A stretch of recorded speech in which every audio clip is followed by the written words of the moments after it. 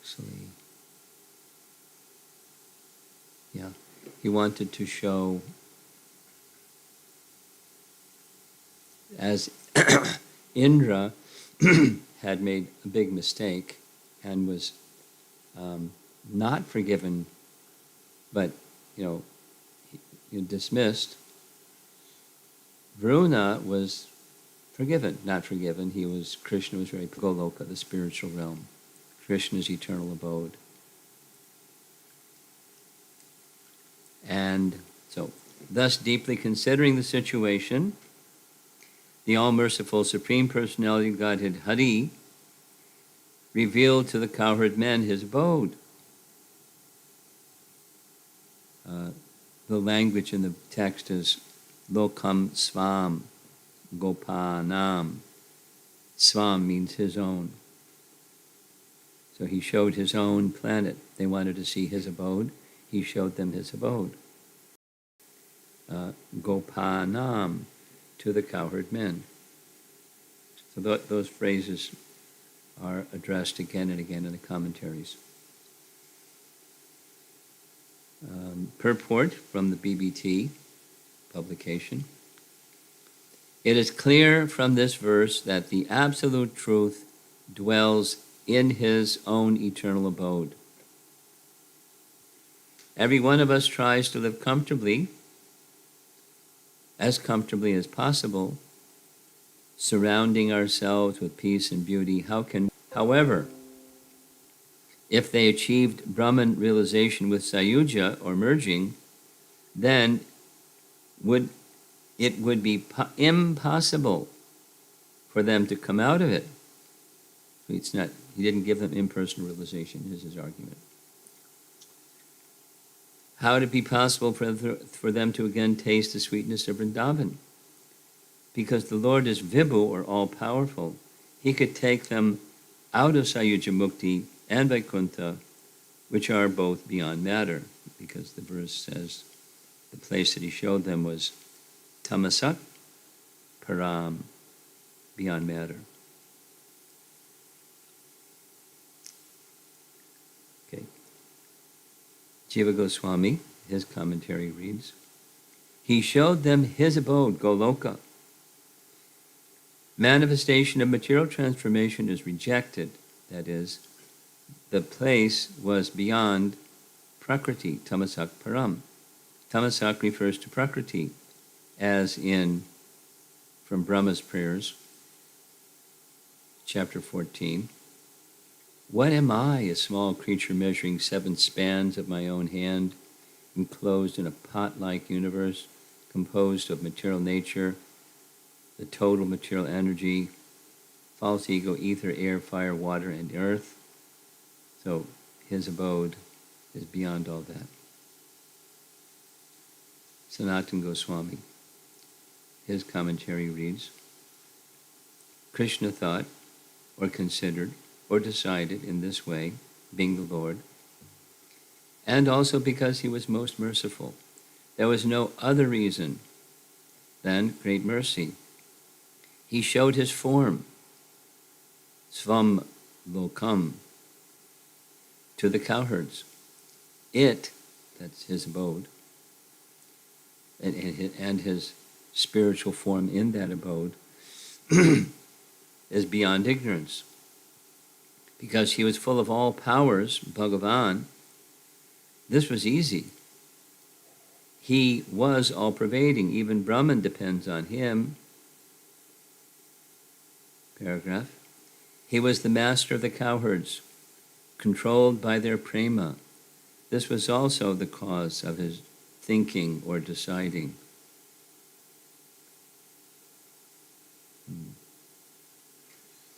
The next section discusses the last 3 verses of this chapter, explaining Swam Lokam in this verse.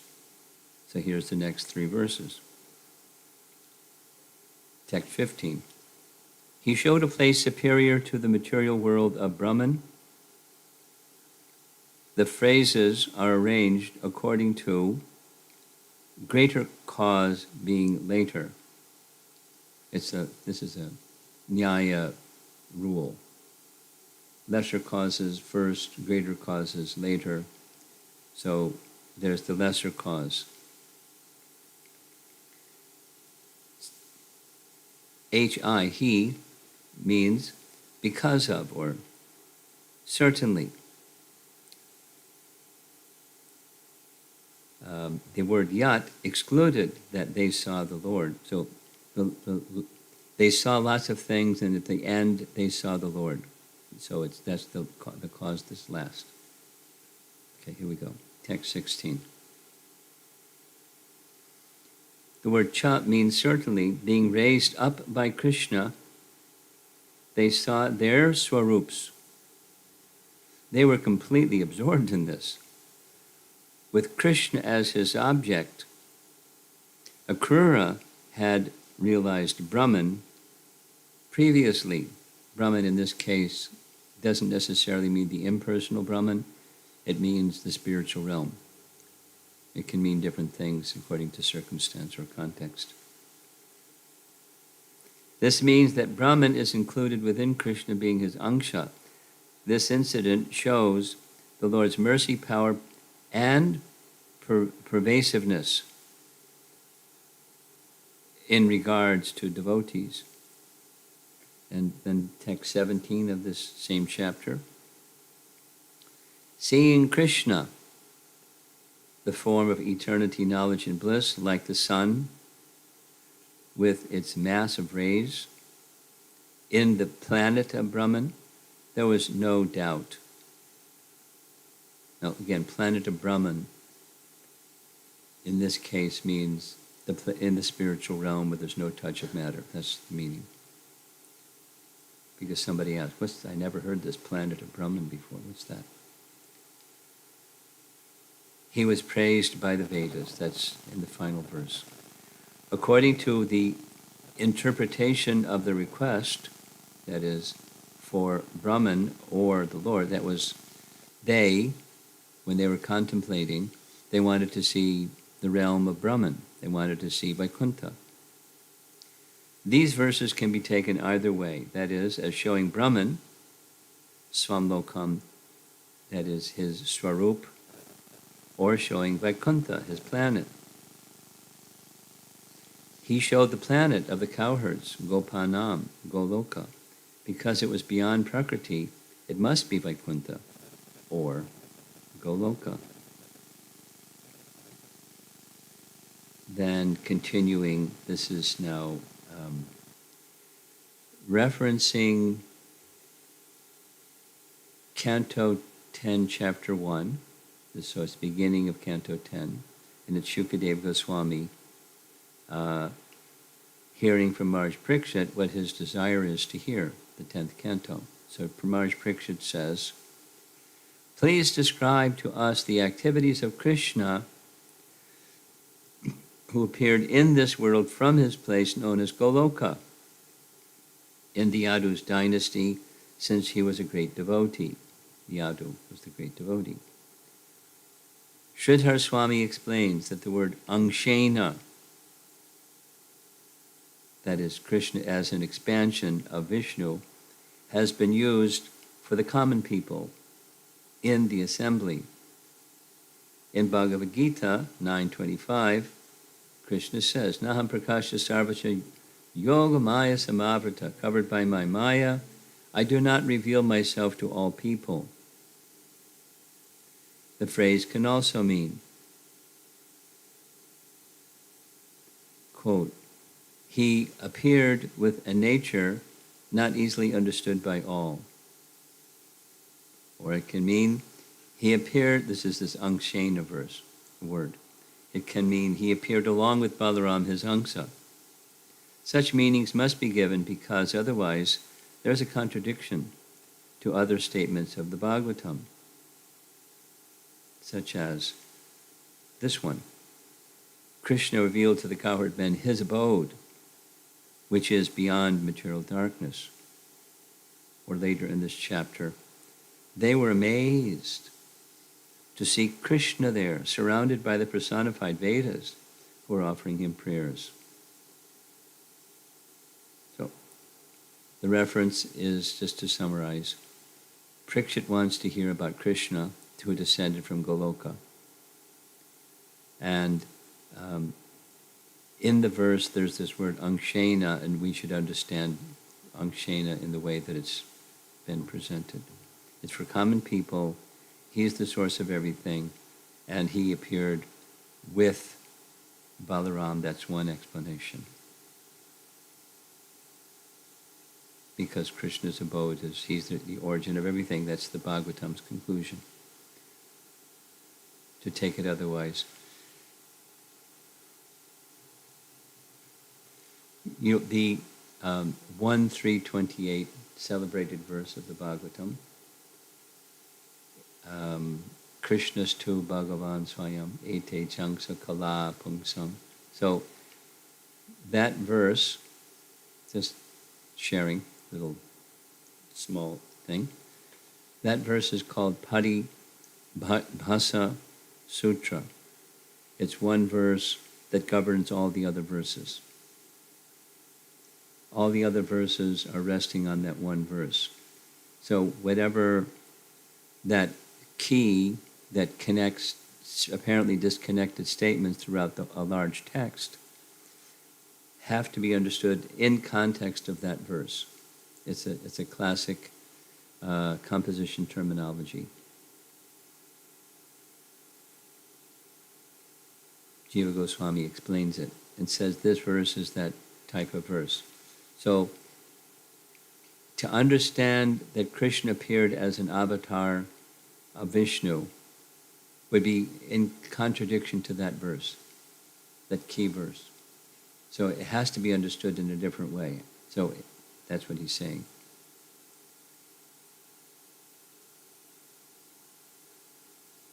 Okay, so now we're going to Brahma's prayers. That's chapter 14.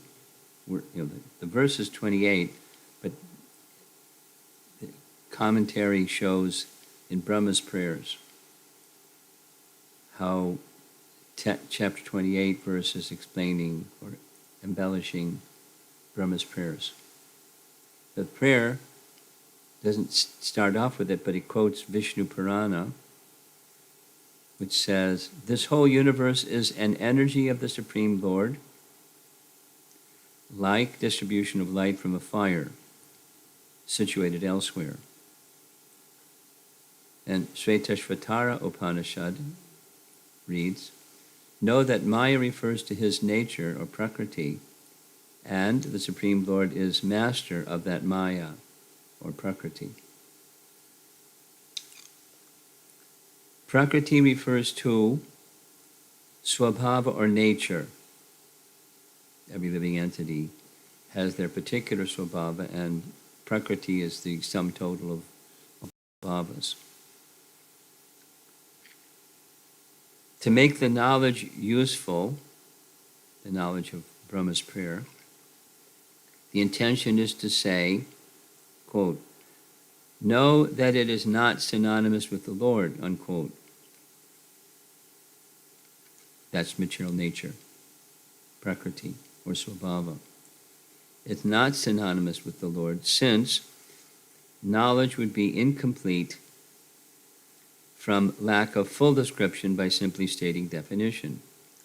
The meaning is established with the sentence, quote, "But the Lord is the master of Maya." So that means two entities, the master and that which he's the master of. So it's not, okay. By saying this, it is understood that the Maya is under the control of the Lord. This also indicates that the Lord's condition is self-contained and natural. His independence, his all-powerfulness is declaring his independence. He's not dependent upon his potencies, they're dependent upon him. That statement is similar to saying, quote, "Brave Indra is the possessor of Maya." Being external, because the demigods, they also have deluding potencies. They're derived from the personality of Godhead, but they can delude others. An example, we mentioned this example the other day. In Mahabharata, different from the Bhagavatam, we hear that after the Pandavas left, they went to heaven, but Indra showed some deluding potency, some Deva Maya potency, where, although he was in heaven, it looked like hell. And it gives the description of what he saw. But that was a deluding potency of Indra. So there's Indra, and then there's the deluding potency of Indra. He's actually in heaven, but he showed something else. And then that was withdrawn, and he was in heaven. Being external, that Maya is not intrinsic to the Lord. Intrinsic to the Lord means what? The teaching of Ramanujacharya is Vishishta Advaita. Vishishta means attribute. So the Lord is the source of everything, and within the Lord is everything, which is a Vaishnava teaching in general. But if there's a relationship, this is the Sambandha topic now, if there's a relationship of that potency is intrinsic, then it's not external. It's him. It's his intrinsic potency. But everything that exists, like the table out there and the trees and the grass and everything, that's intrinsic. It's manifest, then withdrawn, but intrinsic to him. That's Vishishta. Then the other part is Advaita. So Lord Chaitanya has a different teaching, and Jiva Goswami is presenting that different teaching. It's not intrinsic.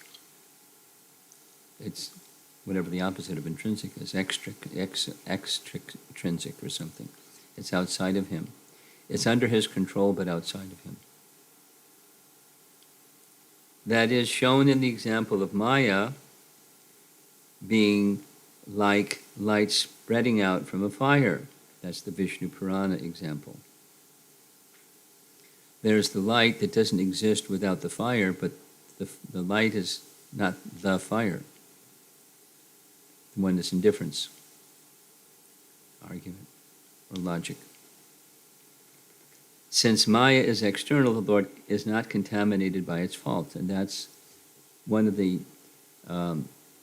complaints that people may have with Ramanuja's teachings or Sri Vaishnava teachings. Or if bad things happen and everything that happens is intrinsic within the Lord, then the Lord is bad.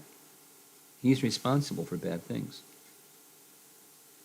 That's a philosophical problem.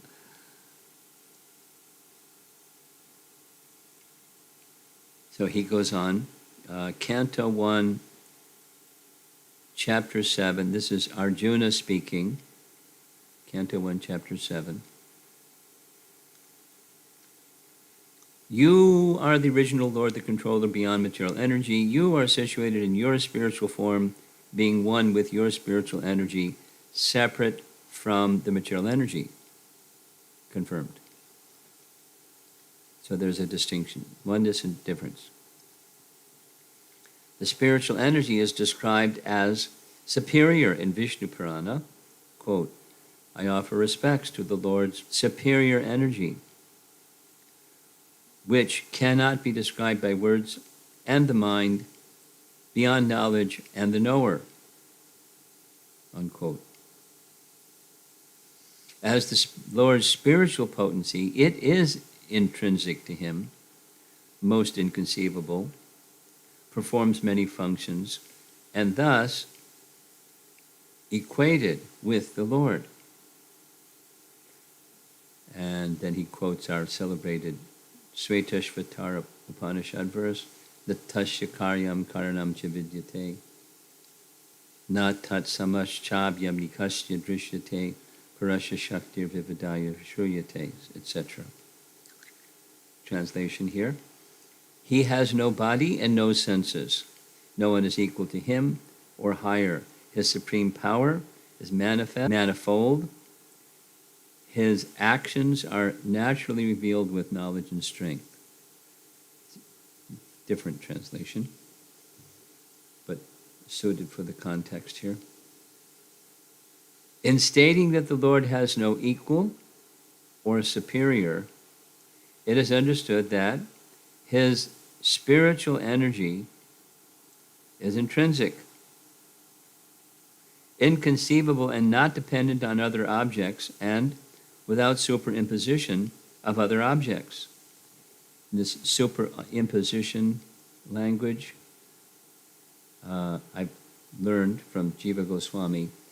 It's what impersonalists say happens with Krishna. Impersonalists say all there is Brahman, and any features that Krishna shows, it's a superimposition of something on Brahman. That, it's the upadi word. They say Krishna is just, Brahman covered with upadis, or superimposition.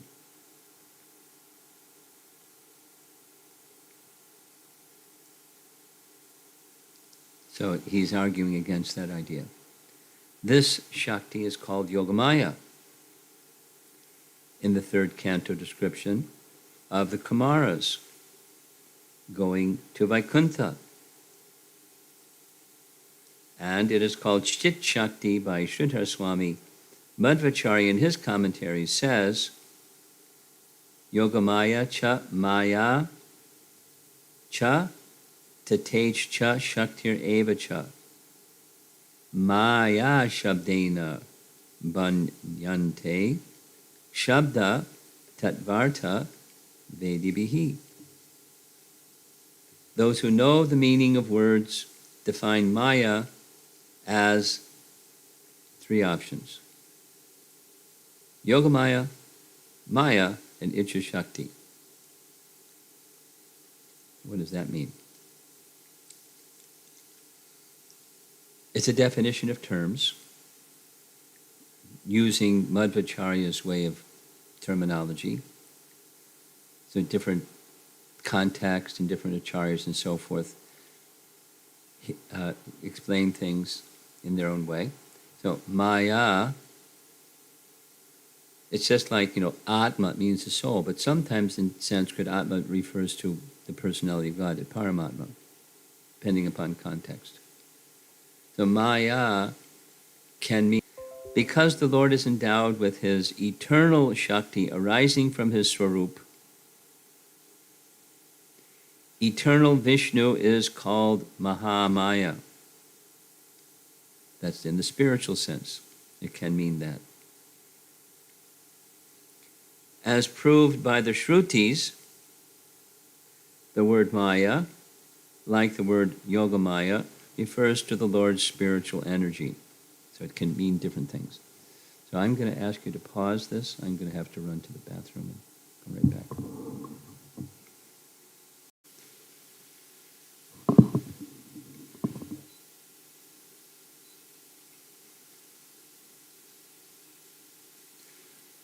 Continuing,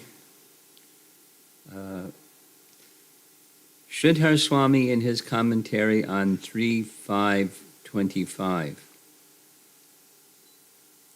5.25 is dealing with the process of creation. He writes that Maya is obedient to the glance of the Lord.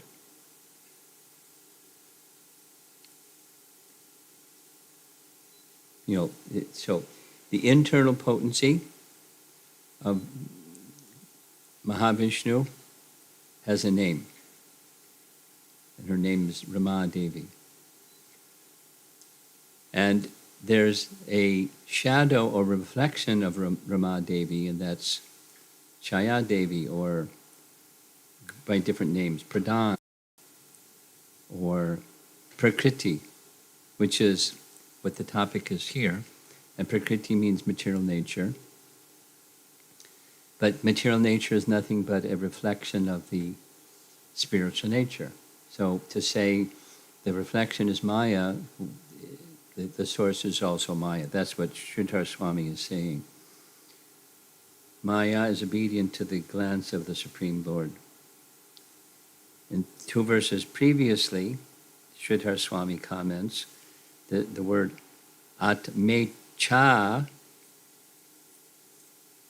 or the desire of Atma, in this case the desire of Atma referring to Vishnu, not the Jiva. And Icha, Atma Icha, that's the desire of Atma, means Maya, that's spiritual. Just different references where it's verifying. In some cases, the word Maya means spiritual because matter is resting upon spiritual. There is a relationship, it's a sambandha discussion. What's the relationship between things and the source of emanation? The sambandha discussion. So to say the thing is dependent upon its source, then in that case, what the thing is, the source can also be identified using that name, or the other way around.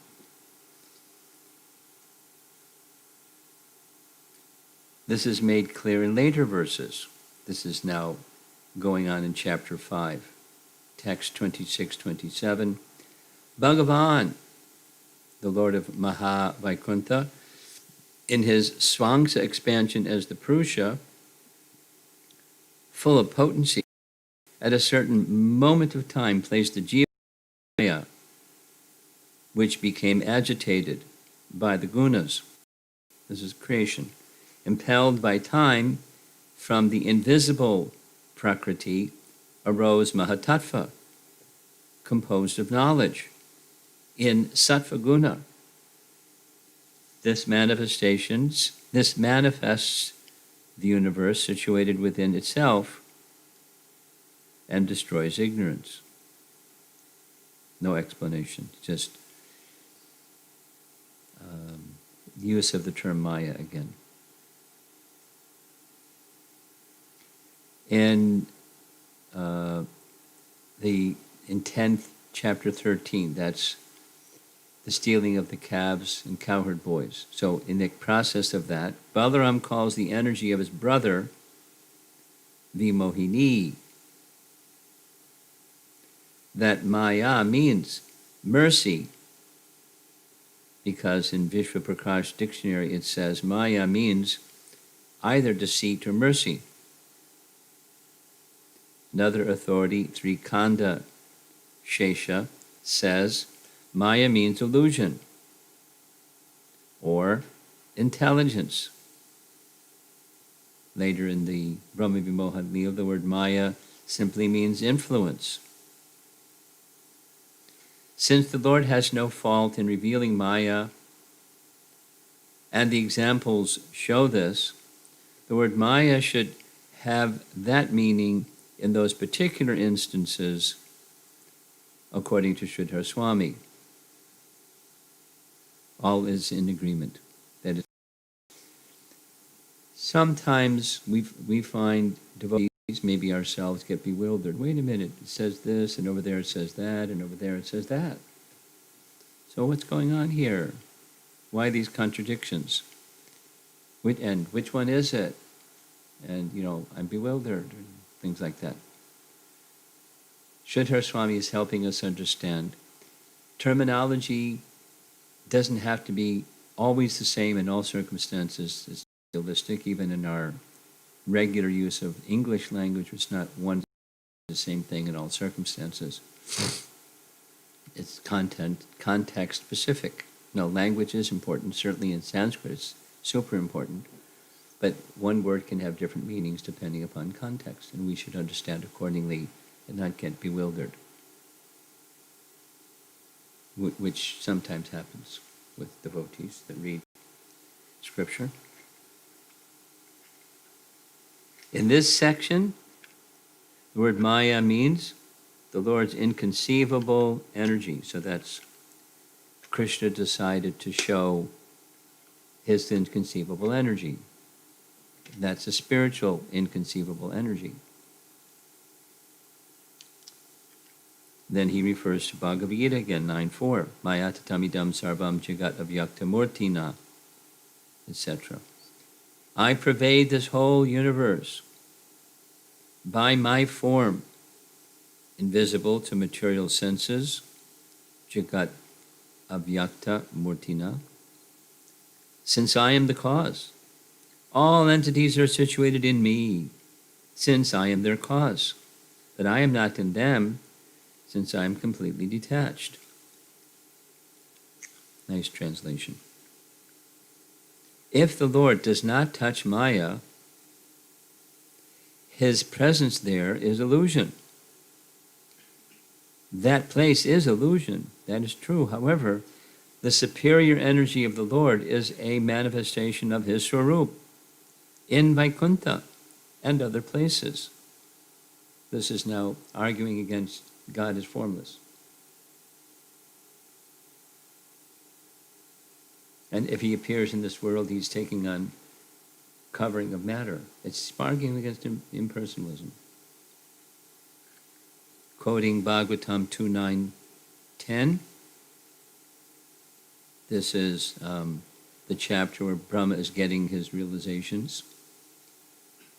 There is no influence of Maya at all, what to speak of its products, such as material elements. In Vaikuntha, the inhabitants are fully dedicated to the Lord and are worshipable by the devas, asuras, and devotees. Now it quotes this particular verse, 10.28.14. Hari revealed to the cowherd man his abode, which is beyond material darkness. All of this is to help us understand what it is that he showed and what are the potencies by which Krishna showed what he showed. It's,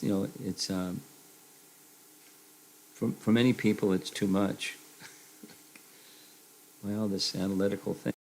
But it's for being precise when sometimes one gets confused because we see some word used this way and same word used that way. And two more references. This is now from Brahma Vimohan Leela, chapter 13. When Brahma became bewildered about what he saw and was no longer able to look at these forms which were inconceivable, expansions of Krishna's power, self-revealing, proved by the scriptures through negation of matter, which were beyond matter, Krishna, understanding his bewilderment, immediately removed the covering created by his energy. So it's under his control. Then next, in that same chapter, the forms all had eternal, unlimited forms, full of knowledge and bliss, which were one form. Their great glory was not even to be touched by the Atma Gyanis. That's the end of this morning's class. So we're getting this very detailed, refined, perplexing description of what it was that Krishna was going to be showing. The details of what he showed are coming up, but what the purpose of what he showed was you exercising his Maya, and it wasn't the material Maya, it's his own spiritual Maya. And in what he showed, they were in their spiritual forms. Krishna was in his Swarup, and he was being worshipped by the personified Vedas, which are certainly beyond the modes. And so everything is beyond the modes. Everything is tamasak param. It's all spiritual. So to do the all spiritual, it was spiritual. Potency, doing his bidding. And those things that Krishna showed, it's from chapter 13, It's beyond the range of the Atma Gyanis. No. What Brahma saw is just a different angle of vision or different perspective than what the residents of Braja saw. He saw the spiritual world. No, in Brahma's case, he saw the spiritual world and the universe because he saw all the potencies. But the potencies that he saw, they were spiritual potencies. Spiritual potencies, material potencies have their spiritual counterparts, so we can say spiritual potencies. And then one can get confused. Well, wait a minute. Earth, water, fire, air, ether, those are material potencies, but they have their spiritual counterpart.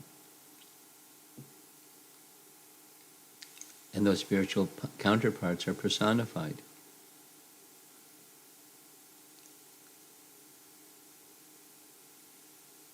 Just go quickly over to what we're discussing in the evening is what Mother Jasoda saw within Krishna's mouth.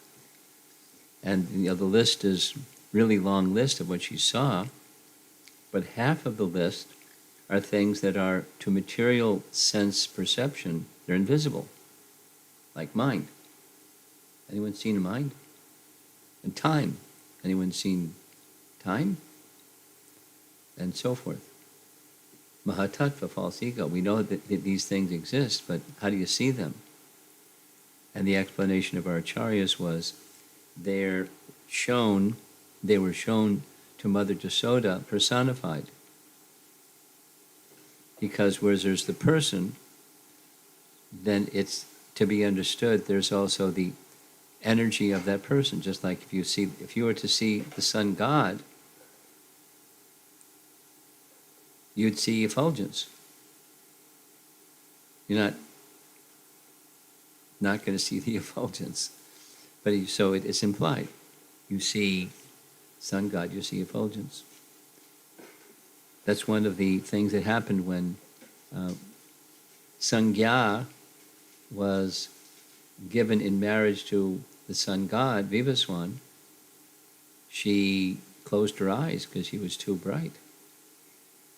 And then he said, oh, this is offensive, so you're going to have a son who's death personified, Yama.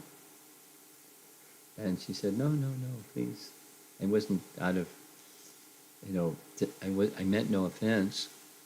And he said, all right, then you'll have twins, and Yamuna will be Yamaraja's twin sister. And by taking bath in the Yamuna, then one will become cleansed of having to see Yamaraj if there's sins. These days, because of this pandemic situation, everybody's sending everybody all kinds of things, classes. And so somebody sent me just yesterday, an ISKCON devotee immersed in the Jamuna, saying all kinds of things about what has been the effect for 2 months when factories have not dumped pollution into the river Jamuna. And he showed in the video, reaching in the Jamuna, just like it's very pure. There's, as I'm sure you're well aware, there's been all this terrible uproar about the contamination of the river Jamuna, the sacred river Jamuna. But the pandemic has purified her waters. So many things. So,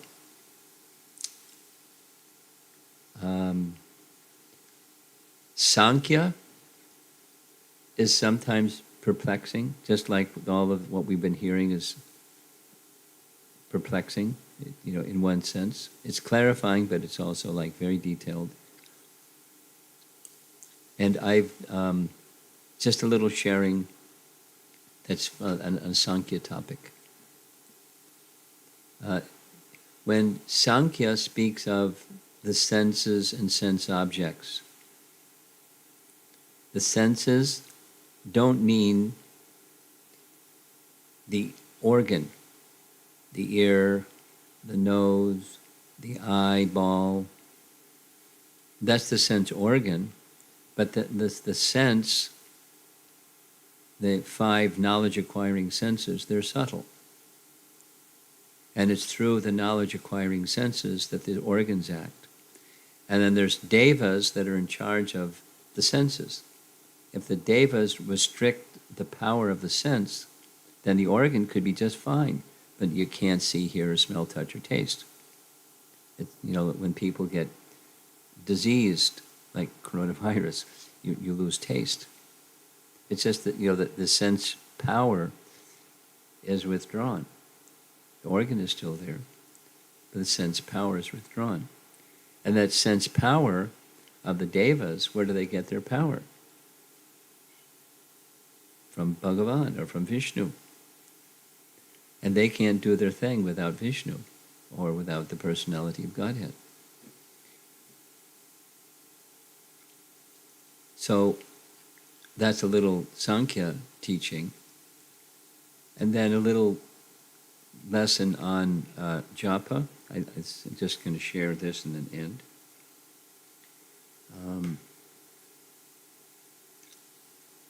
Bhakti Siddhanta explains, using our modern terminology, how to achieve mindfulness. It's a buzzword these days, all over the place. A college program at University of Illinois in Chicago. It's downtown. And we were driving through downtown, and over there was, a big sign saying the Mindful Burger. Because it's marketing. What's a mindful burger? Just marketing. Green is another marketing buzz. So, mindfulness is popular, but what is it and how to achieve it? It's a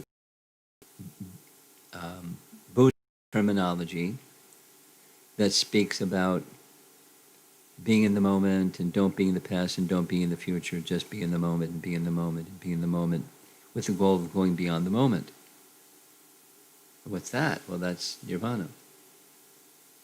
But to get to nirvana, you got to be mindful. You practice mindfulness. So Bhaktisiddhanta is explaining mindfulness this way, that the object of mindfulness is a restless mind. So how to curb the restless mind? Then he explains. The restless mind can be cured in mindfulness can be reached by the ear. And it doesn't mean, the organ. And even it doesn't mean, but it means more than that, just the sense of hearing. So when chanting, he uses this example. He gives this specifically. As a child may have their ear pierced. So when the spiritual ear, so Sankhya is, there's the organ, there's the sense of hearing, and there's the spiritual counterpart. So when the spiritual ear is pierced by the sound of the mantra, the ear conquers the mind. And when the mind becomes conquered, that's mindfulness. So if you want your restless mind, if you want to chant nice japa, strive like anything to hear. Because that's everything. Everything is within the hearing. Because the ear can conquer the mind. Yay, conquer the mind. It's the ear. It's sound. It's not just any sound, it's spiritual sound. Because let's just say an Olympic athlete, to be really good at what they do, you have to be very focused. And there's discipline and discipline and discipline and discipline and discipline. That their motor functions are combined or coordinated with that. But they can't get the motor functions coordinated without a very focused mind. So they have to live a very disciplined life. Have to. To be successful. Have to. But that's just, then it's temporary. Competition is over and business back to usual. or anyone that does meditation. There's a meditation state where it's nice, and then you end that meditation and it's over. Ooh, back down again. Or knowledge, and it's back down again, because the modes of nature act, and they pull one back down again. So how do you stay there? Well, it's through sound. And it's not, even if you don't chant attentively, by chanting quantitatively, it'll help the qualitative. But the real goal is qualitative. And the state of being fixed, where the mind, this is Rupa Goswami's teaching, Vidagdha Madhava. I like this verse a lot.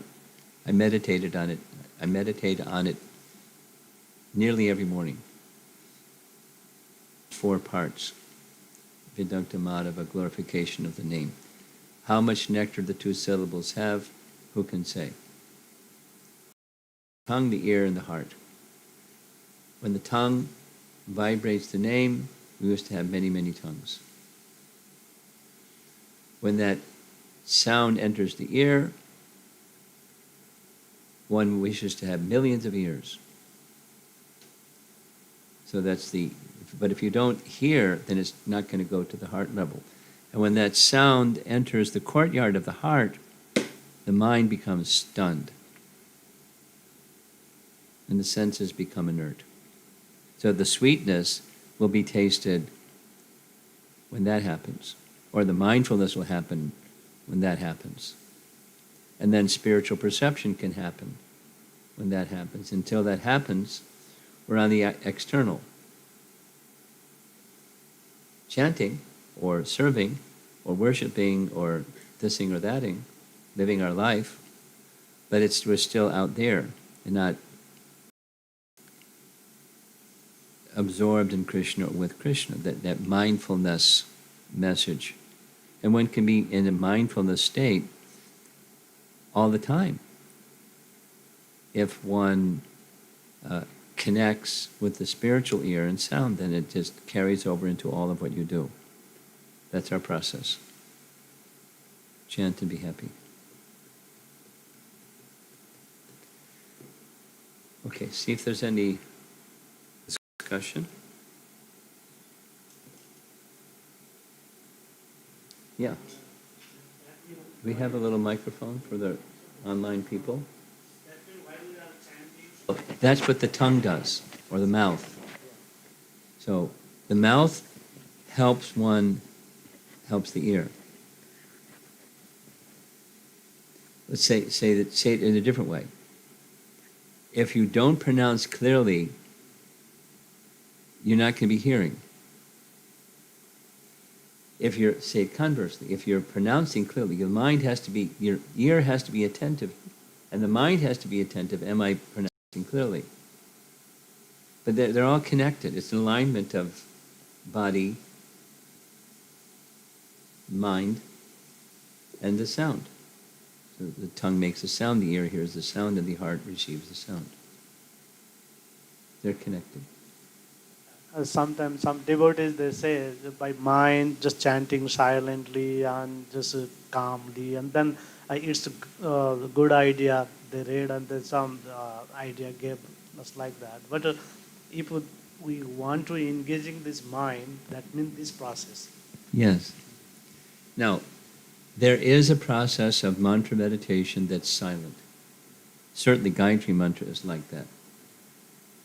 But it's more, from experience, it's more difficult. And to get to that more difficult, it requires sound.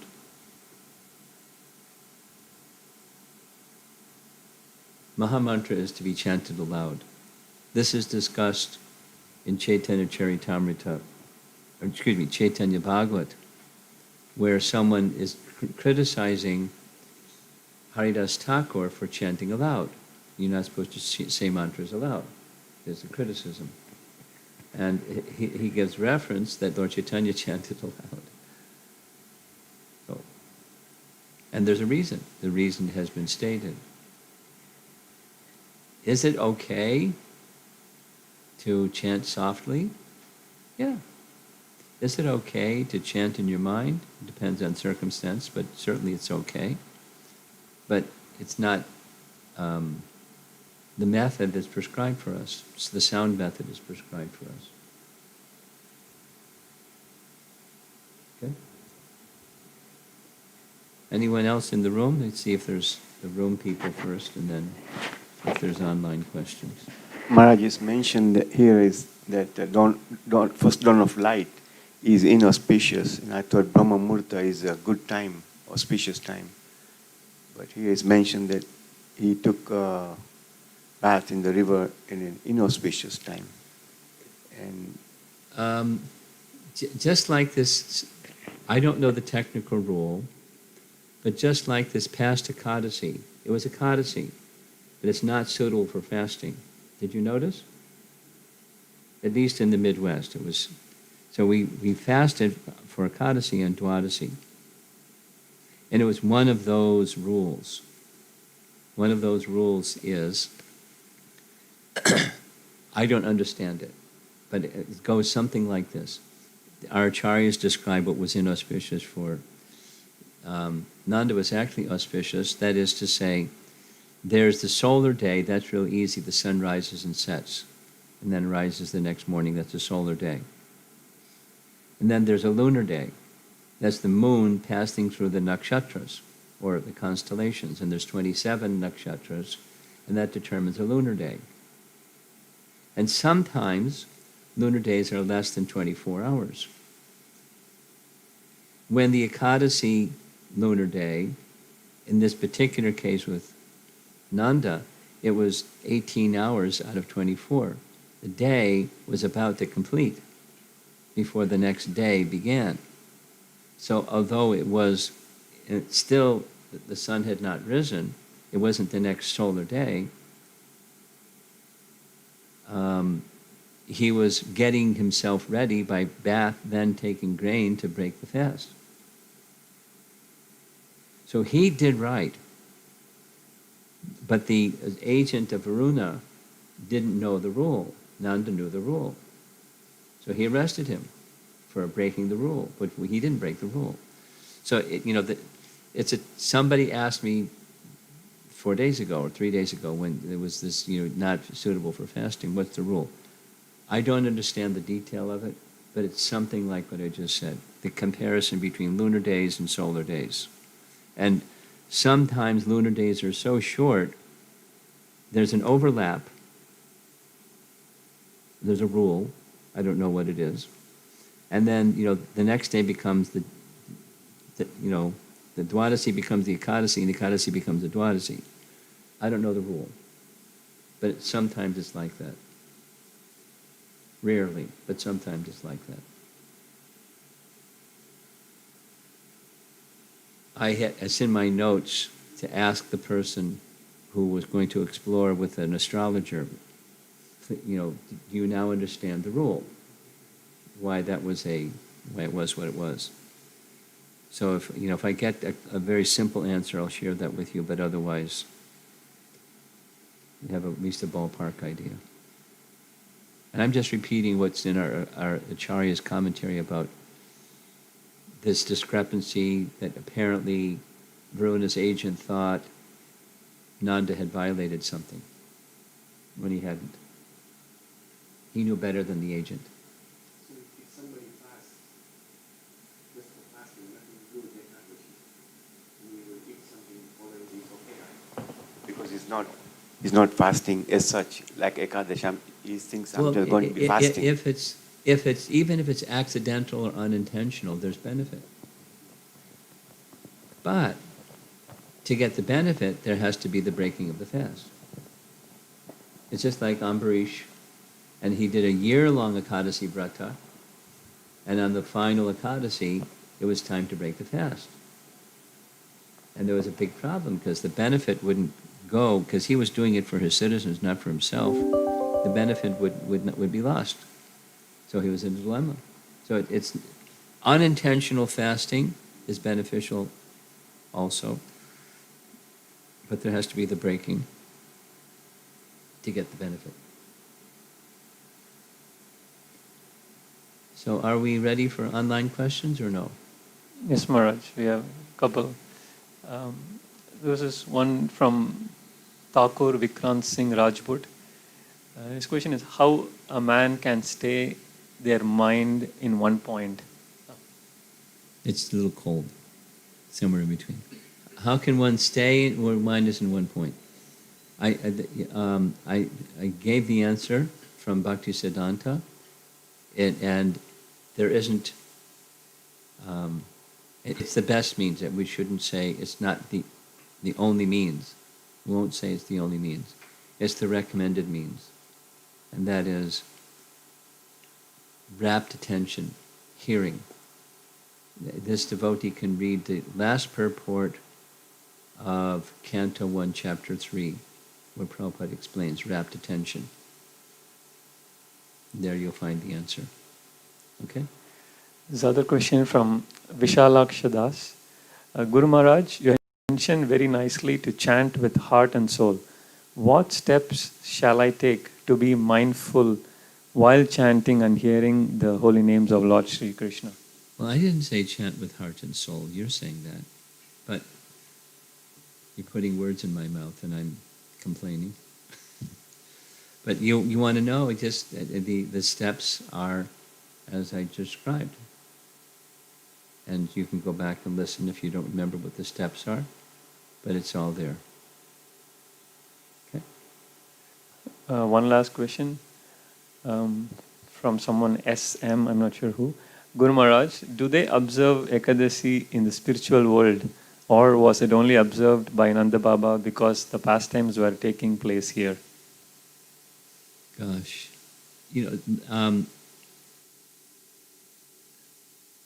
It is said in scripture that in Bhagavad Gita it says there's no need of sunlight, moonlight, or electricity because in the spiritual world everything is self-effulgent.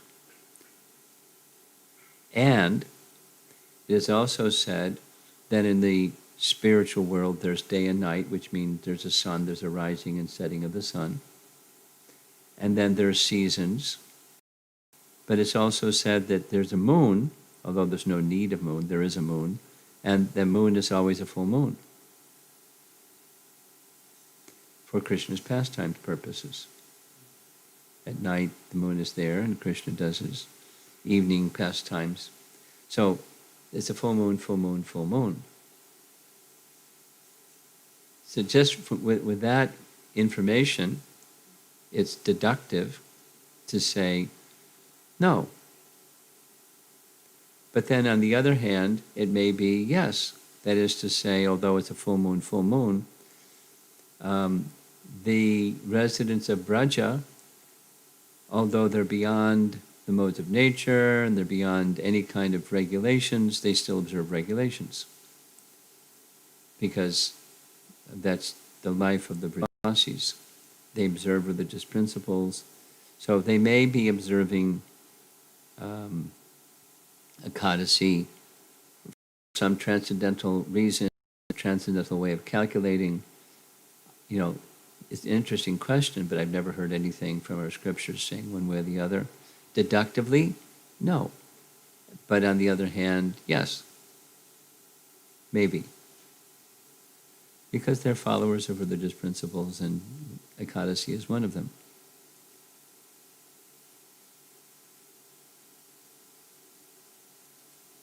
That's it? There's one more from Apurva Anand Mataji. Maharaj, Hare Krishna. In general, we fast till afternoon on the appearance day of a Vaishnava. But if the appearance day lies on the next day of Ekadashi, then when should we break fast? If the appearance day, if it's on a Dwadasi day, is that the question? If the appearance day of a Vaishnav is on the Dwadasi day, then you break the fast the day before. That's, like Vaman Dwadasi, that kind of thing. You're the fasting you observe on the previous day. The breaking of the fast you observe on the previous day. Okay? That's it? Anything? Yeah. हरे कृष्ण महाराज। वैष्णव अपराध से करने से तो हमारी जप में रुचि नहीं आती है, तो किस प्रकार से हमको वैष्णव अपराध से बचना चाहिए और जप में रुचि लगाना चाहिए? This question is because of Vaishnava Aparad, we don't get ruchi while chanting. Yes. So how do we reduce Vaishnava Aparad? How do we increase the ruchi in chanting? How to decrease Vaishnava Aparad in order to get taste in chanting.